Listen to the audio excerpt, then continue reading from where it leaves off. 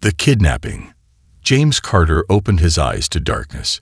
His head throbbed, his body ached, and the air smelled strange, like burnt metal mixed with something rotten. He tried to move, but cold metal cuffs held his wrists. Panic rushed through him. This wasn't his apartment. This wasn't Earth. The last thing he remembered was leaving work late at night. The city lights had flickered as he walked to his car. Then, nothing. No memory of how he got here. But now, he was inside a dimly lit, metal-walled prison. The walls hummed with strange energy. A low, mechanical buzzing filled the air. James struggled against the cuffs, but they were solid.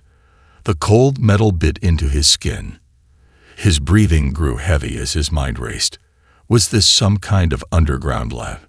A secret military base? A bad dream? A deep, growling voice shattered the silence. He is awake. James turned his head sharply. A figure stood outside the cell, its tall, armored body glowing faintly in the dim light. The creature had smooth, dark skin and large, glowing red eyes. It wasn't human. James' heart pounded. An alien. This wasn't a dream. The alien stepped forward, and the cell door slid open with a hiss. It was at least 8 feet tall, towering over him like a nightmare. Its arms were long, ending in sharp, clawed fingers. When it spoke, its voice was deep and rough, like grinding stone. "You are a builder," the alien said. Its English was broken but clear. "You fix. You obey." James swallowed hard. He was just an engineer, an expert in spacecraft systems, sure, but not a fighter, not a soldier. How did they even know who he was? "Where am I?" His voice came out dry and weak. The alien tilted its head. "You are property of the Graxian Empire now. You serve or you suffer." James clenched his fists. He wasn't some slave. He wasn't going to just accept this. The alien gestured, and 2 more stepped forward, their armor glinting under the faint green light. Before James could react, they grabbed his arms and yanked him up. Pain shot through his muscles, but he didn't resist. Not yet. He had to think. The aliens dragged him out of the cell and into a long corridor lined with other metal doors. He saw movement inside some of them, other prisoners, other humans, but they passed too quickly for him to see. The ship, because it had to be a ship, felt massive. The air was colder here, the walls marked with strange glowing symbols. As they moved, James tried to memorize details. Doors, hallways, anything that could help him escape. They entered a large, circular chamber filled with blinking screens and holographic displays. At the center stood a tall alien, its armor more elaborate, its presence more menacing. This one was in charge. James was forced to his knees. The leader stepped closer, looking down at him with cold, glowing eyes. "You are special, human," it said, voice smooth but cruel. "Your kind is weak, but your mind is useful. You will repair our systems, or you will be discarded." James gritted his teeth. "And if I refuse?" The alien leader smiled, a terrifying, sharp-toothed grin. "You will beg to serve before we are done with you." James held its gaze. Fear twisted in his gut, but anger burned beneath it. They had no idea who they were dealing with. He was just an engineer, sure. But humans were survivors. And they had just made a mistake. They had taken the wrong man, forced to work. James Carter stood in the heart of the alien ship, surrounded by machines that whispered in a language he didn't understand. The air smelled of oil and something metallic, something unnatural. The room was a labyrinth of glowing panels, twisting pipes, and humming energy cores. It was like nothing he had ever seen before, beautiful in a terrifying way. The Graxian guards shoved him forward. He stumbled but caught himself before hitting the ground. "Work," one of them snarled.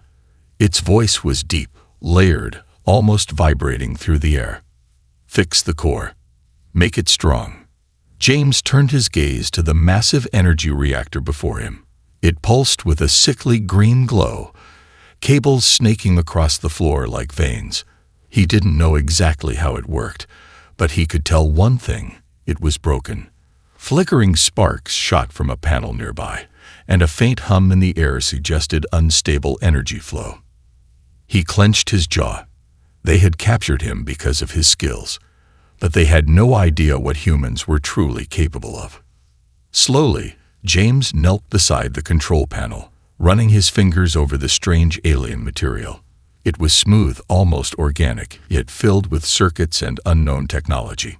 He inhaled deeply. If he was going to fix this, he needed to understand how it worked. A Graxian stepped closer, its long fingers tightening around a weapon strapped to its side. No tricks, human, or pain. James didn't respond. He couldn't afford to show weakness. Instead, he started working. His hands moved carefully, studying the connections, feeling the machine's pulse. The system was similar to Earth's advanced reactors, but far more efficient. He could see the problem: a small instability in the power grid, something even the Graxians hadn't noticed. And that was his first advantage. They thought he was just a tool, just a weak human. But James saw an opportunity. If he could learn their systems, he could control them. He continued working, his mind racing with calculations. The ship's energy flow connected to different sections: engines, weapons, shielding. If he could access the right nodes, he could disrupt everything. But not yet. He needed time. A low growl made him pause. The leader, the one who had called him useful, had entered the room. The towering alien studied James with narrowed, glowing eyes. "You understand quickly," it said. James kept his expression neutral. "Engineering is universal." The alien chuckled, a deep, unsettling sound. "Then you will be useful. But remember, human, this ship is your world now. There is no escape." James forced himself to look down, pretending to submit. But inside, he was smiling. Escape wasn't impossible. It was only a matter of time. The hidden plan. The alien ship's engine room was a symphony of sound: low hums, sharp clicks, and the constant hiss of pressurized gas. But to James Carter, it was more than noise. It was a rhythm, a language, and he was learning to speak it. Days, or maybe weeks, had passed since his capture.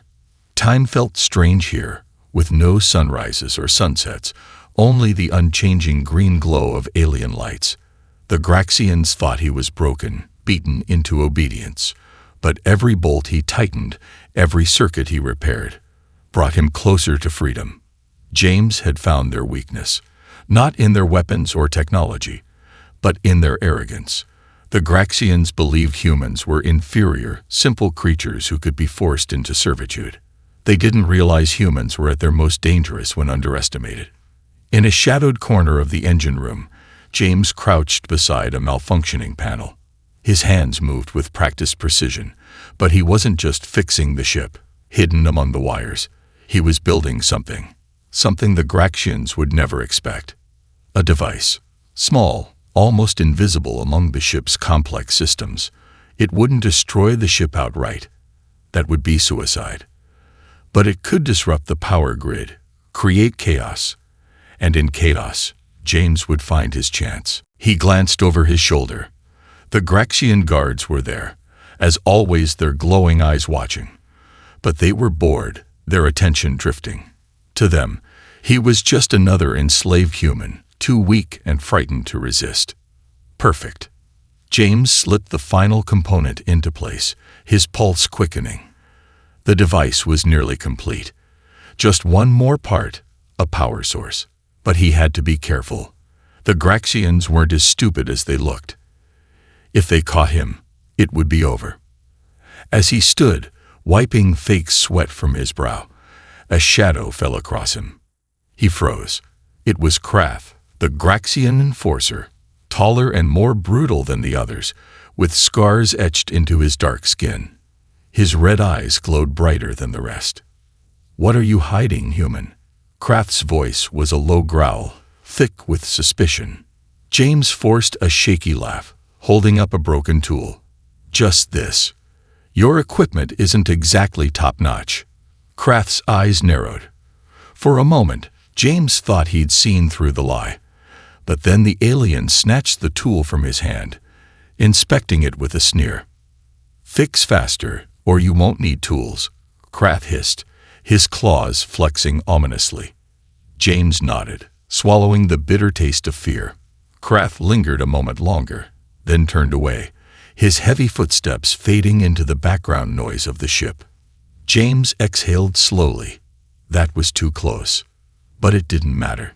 His plan was in motion. The device was nearly ready. And soon, the Graxians would learn the hard way. Humans don't break. They fight back. The first strike. The ship felt alive. Its walls pulsed with energy, like veins beneath skin, carrying power to every corner of the massive Graxian vessel. But James Carter felt something else, a tension in the air, like the calm before a storm. Today was the day. He stood at his workstation, pretending to check a series of cables. But his mind wasn't on repairs. His eyes flicked toward the hidden device nestled deep within the ship's core, a tiny creation of Earth-born ingenuity, made from spare parts and stolen tech. To the Graxians, it was invisible. To James, it was the spark of rebellion. All he needed to do was trigger it. The moment was perfect. The Graxians were distracted, running routine maintenance checks.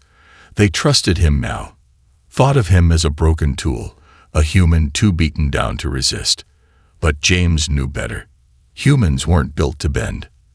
They were built to survive. James took a slow, steady breath and pressed the hidden switch inside his sleeve. For a heartbeat, nothing happened. Then the lights flickered. Once. Twice. Then the entire ship shuddered. An alarm blared, a sharp, wailing sound that echoed through the metallic halls. The green glow of the control panels dimmed, then burst into chaotic flashes. Sparks rained from overhead wires, and the low hum of the engines faltered, skipping like a broken heartbeat. The Graxian guards barked in confusion, their guttural language filling the room. They rushed to the consoles, clawed fingers tapping commands into the flickering screens. But it was too late. James's device had infected the ship's systems, throwing everything into chaos.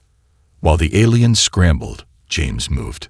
He darted through the confusion, slipping past the distracted guards. His heart pounded in his chest, each beat louder than the alarms. He knew the ship's layout now, every corridor, every security blind spot. He'd studied it during his weeks of forced labor, preparing for this exact moment. He raced down a narrow hallway, the metal floor vibrating beneath his feet. Behind him, he could hear the Graxians shouting, their heavy footsteps echoing in pursuit. But James didn't slow down. He was heading for the escape pods. If he could reach them, he could make it back to Earth, warn humanity about what was coming. But as he rounded the final corner, his path was blocked. Standing there, waiting for him, was the Graxian commander, the same towering alien who had enslaved him. Its red eyes glowed brighter than ever, filled with fury and something else, respect. "So the little human has teeth," the commander growled, baring sharp, jagged teeth in a cruel smile. It raised a weapon, a sleek, black device that hissed with deadly energy. "Did you really think you could escape my ship?" James's mind raced. He was unarmed, outmatched. But he wasn't out of options. He smiled. Who said anything about escaping? Before the commander could react, James slammed his fist into the emergency override panel beside the door. Sparks flew, and the hallway lights flickered violently. The ship shuddered again, harder this time. The device was overloading the entire power grid. The commander roared in anger and fired, but James was already diving to the side. The blast scorched the wall where his head had been a second before. James scrambled to his feet, his eyes locking onto a nearby vent. It was a tight squeeze, but it was his only chance. As the commander charged, James dove into the narrow passage, feeling the heat of another blast singe his back. The metal walls of the vent were hot and vibrating, but James crawled forward, ignoring the pain. He could hear the Graxians tearing through the hallways behind him, their roars of frustration echoing through the ship. But James didn't stop. He couldn't, because he wasn't just running to save himself. He was running to save Earth. Turning the tables, the Graxian ship groaned like a wounded beast, its metal bones creaking under the strain of James Carter's sabotage. But deep within its heart, in the tangled web of alien machinery, James wasn't running anymore. He was hunting.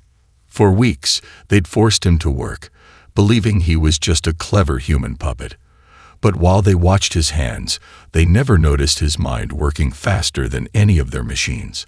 They hadn't realized the greatest threat to their empire wasn't a weapon. It was him. James crouched behind a cluster of humming power conduits, his breath steady despite the chaos around him. Alarms wailed through the corridors. Graxian soldiers barked orders, their heavy footsteps echoing like thunder. But James had already planned for this. Every system failure, every flickering light, every blast door locking at just the right time. It was all part of his design. And now, it was time for the final move. He slid out from his hiding spot and approached a control panel embedded into the wall. The symbols glowing across its surface were alien, but he didn't need to read them. He'd learned the patterns, the rhythms of the ship's systems. This wasn't just a Graxian vessel, it was running on stolen Earth technology.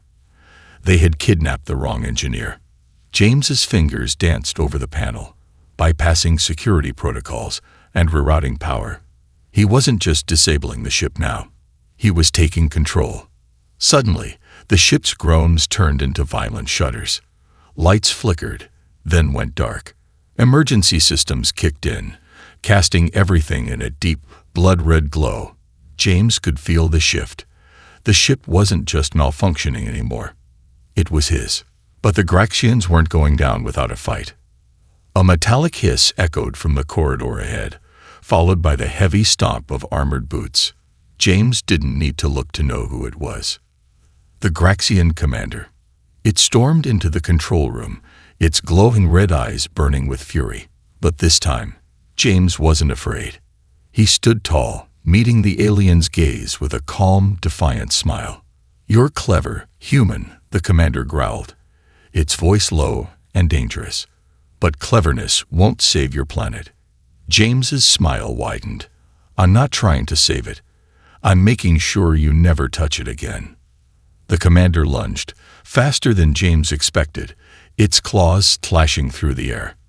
But James was ready. He slammed his fist into the control panel, triggering the final override. The ship's gravity shifted violently, throwing both of them against the wall. The Graxian roared in anger, but James was already moving. He grabbed a loose conduit, sparks flying as he yanked it free, and swung it with all his strength. The metal connected with the commander's head, sending it crashing to the floor. But James didn't stop. He drove the conduit into the panel, sending a surge of electricity through the ship's core systems. Outside, in the cold vacuum of space, the Graxian fleet was already responding to the distress signals, but they didn't know what was waiting for them. James had reprogrammed the ship's communications, sending a message directly to Earth's defense systems. "They're coming, but now, we're ready." The Graxian commander staggered to its feet, snarling with rage. But it was too late. The ship was no longer theirs. It was a Trojan horse, and James was the hidden weapon inside. As the first Earth ships appeared on the radar, James looked the alien in the eye and whispered, "Welcome to our war, the final battle." The Graxian warship trembled like a dying giant, its hull groaning under the weight of James Carter's rebellion. Fires burned in the corridors, casting flickering shadows against the alien metal walls. The air was thick with smoke and the acrid scent of burnt circuitry. But James wasn't focused on the destruction behind him. His eyes were locked on the control room ahead. This was it, the heart of the ship, the final stand. James's pulse thundered in his ears as he sprinted through the ruined halls. dodging debris and the bodies of fallen Graxians. They had underestimated him, thinking a lone human could never outwit an entire empire. But James had done more than outwit them. He turned their own ship into a weapon. Now he just had to finish the job. The door to the control room loomed before him, its surface scarred from the chaos he'd unleashed. James didn't hesitate. He slammed his hand against the emergency override, and the door hissed open. Inside, the Graxian commander stood at the central console, its glowing red eyes blazing with fury. Around it, the ship's systems flickered and sparked, the stolen Earth technology groaning under the strain of James's sabotage. "You've pushed too far, human," the commander snarled, its voice a guttural growl. "This ship will die, and you will die with it." James stepped into the room, his gaze steady, his breath calm. "I don't need to survive," he said quietly.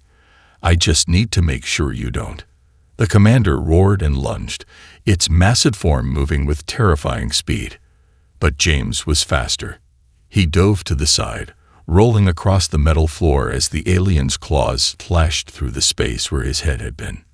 James scrambled to his feet, grabbing a loose metal rod from the floor.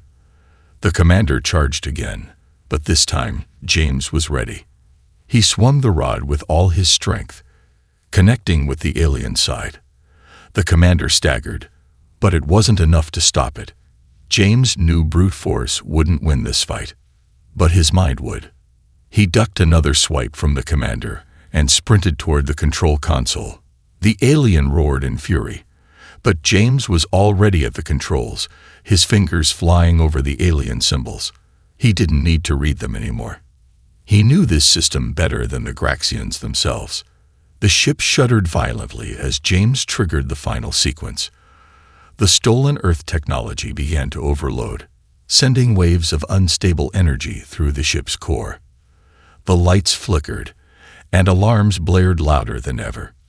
The commander froze, realizing too late what James had done. "This ship is connected to your fleet," James said, his voice cold and steady. "When it goes down, it's taking them with it." The alien roared and lunged again, but James wasn't there. He dove behind the console, using the machinery as a shield. The commander's claws tore through metal, but James didn't stop. His fingers found the final command. With a deep breath, he pressed it. The ship let out a deafening mechanical scream as the energy surged to critical levels. The commander stumbled, its body flickering like a glitching hologram as the feedback loop tore through its systems. James watched as the alien collapsed, its red eyes dimming for the last time. But he wasn't done. James crawled back to the console, his body aching, his vision swimming. He activated the emergency transmission, his voice hoarse but strong. "Earth, this is James Carter. The Graxian fleet is vulnerable. Strike now." The last thing he saw before the ship exploded in a brilliant, blinding light was the sight of Earth's ships breaking through the darkness, ready to fight back. Humanity strikes back. Silence. For a moment, after the explosion of the Graxian warship, space itself seemed to hold its breath. The wreckage of the once mighty vessel drifted in the void, glowing embers floating like dying stars. But from that silence, something new was born. Hope. James Carter awoke to the soft hum of medical equipment and the faint scent of antiseptic. His body felt heavy, every muscle screaming in protest. But he was alive. Somehow, against all odds, he had survived. As his vision cleared, he realized he wasn't on the Graxian ship anymore. This was an Earth vessel, sleek, clean, familiar. Humans moved around him, their faces a mix of exhaustion and determination. One of them, a woman with sharp eyes and a military uniform, noticed he was awake and approached. "James Carter," she said, her voice steady but tinged with awe. "You're a damn hero." James tried to sit up, but pain shot through his body, forcing him back down. "The fleet," he rasped. "Did they?" The woman nodded, a fierce smile spreading across her face. "Your message got through. We hit them hard. The Graxian fleet didn't stand a chance once we knew their weakness.